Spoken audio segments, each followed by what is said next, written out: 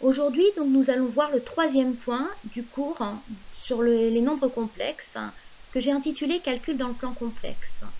Pour cela, nous allons nous placer dans un repère OUV du plan complexe. On va faire le parallèle entre ce que vous connaissez déjà et donc comment ça va se traduire dans ce chapitre sur les nombres complexes.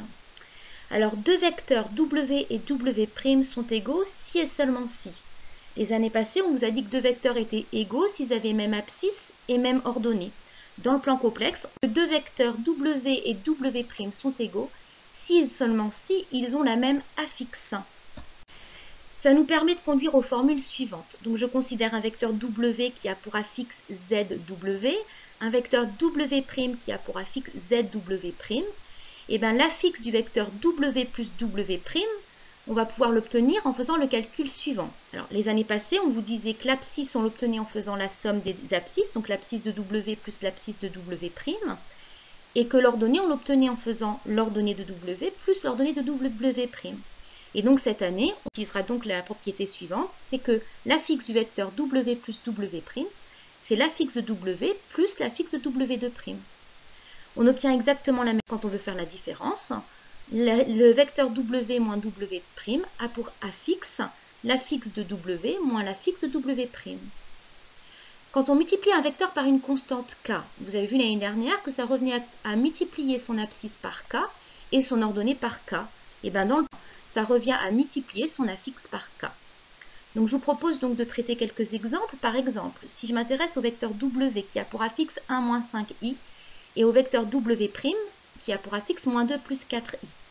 Si je veux l'affixe de W plus W', je vais donc ajouter ces deux nombres complexes. Je vais ajouter 1 moins 5i à moins 2 plus 4i. Quand j'ajoute ces deux nombres complexes, je tombe sur le nombre complexe moins 1 moins i. Ça signifie donc que l'affixe du vecteur W plus W' est moins 1 moins i. Et on peut aussi traduire ça en termes d'abscisse et d'ordonnée, c'est-à-dire que l'abscisse du vecteur W plus W' sera donc égal à la partie réelle de ce nombre complexe, c'est-à-dire moins 1, et son ordonnée à la partie imaginaire de ce nombre complexe, c'est-à-dire moins 1.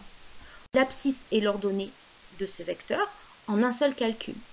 Pour la différence, on fait pareil, on fait la différence des deux nombres complexes, on obtient le nombre complexe 3 moins 13i, ça signifie donc que l'abscisse du vecteur W moins W', c'est la partie réelle de ce nombre complexe, donc 3, son ordonnée, sa partie imaginaire, donc je m'intéresse maintenant au vecteur 5W plus W'.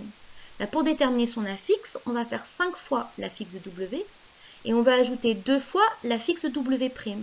On est donc ramené à calculer le nombre complexe 5 facteur de 1 moins 5i plus 2 facteur de moins 2 plus 4i. Nombre complexe qui est égal dans un premier temps à 5 moins 25i moins 4 plus 8i en développant.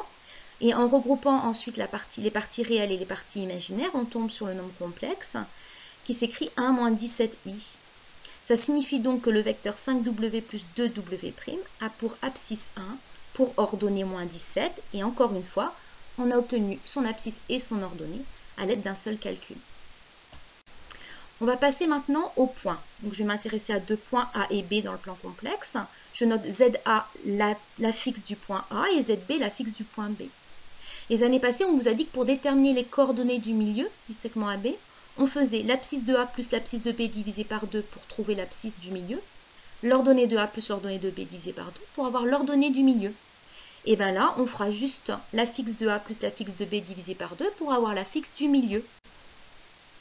Pour le vecteur AB, on vous a dit les années passées que l'on faisait pour avoir son abscisse, l'abscisse de B moins l'abscisse de A, pour avoir son ordonnée, l'ordonnée de B moins l'ordonnée de A. X, on fera l'affixe de B moins l'affixe de A. Condition de collinéarité, on vous a dit les années passées que deux vecteurs étaient collinéaires si et seulement si leurs coordonnées sont proportionnelles. Dans le plan complexe, ça ne change pas. Autrement dit, on dira que deux vecteurs sont collinéaires si et seulement si il existe un réel k, tel que l'affixe de W' s'écrit k fois l'affixe de W. Mais attention, j'ai bien mis en gras un réel k, c'est-à-dire si on tombe sur un nombre complexe comme coefficient de proportionnalité éventuellement, on ne pourra pas conduire à la collinéarité de ces deux vecteurs. Un exemple, je m'intéresse au point A d'affixe 1 plus 2i, au point B d'affixe moins 3 plus 5i et au point C d'affixe 9 moins 4i. Si je veux déterminer l'affixe du milieu du segment AB, je vais donc faire l'affixe de A, c'est-à-dire 1 plus 2i, plus la fixe de B, c'est-à-dire moins 3 plus 5i, et je vais diviser cette somme par 2. Cette somme est égale à moins 2 plus 7i, somme que je divise donc par 2, ça me donne le nombre complexe, moins 1 plus 5 demi de i. La fixe du milieu du segment AB est donc moins 1 plus 5 demi de i. Ça veut dire que son abscisse, c'est moins 1, et son ordonnée 5 demi. Je vous propose maintenant de déterminer les affixes des vecteurs AB et AC, et puis de voir si on peut déduire quelque chose de particulier sur les points ABC. Pour l'affixe du vecteur AB, on fait donc l'affixe de B moins l'affixe de A. C'est donc le nombre complexe moins 3 plus 5i auquel on enlève le nombre complexe 1 plus 2i. Le calcul conduit au résultat moins 4 plus 3i. Je fais de même pour l'affixe du vecteur AC, en faisant l'affixe de C moins l'affixe de A, et je tombe sur le nombre complexe 8 moins 6i. Quand on regarde donc les parties réelles de ces nombres complexes et les parties imaginaires de ces deux nombres complexes, on remarque qu'ils sont dans un coefficient de proportionnalité 2. Je peux donc écrire que l'affixe du vecteur AC, c'est moins 2 fois l'affixe du vecteur AB.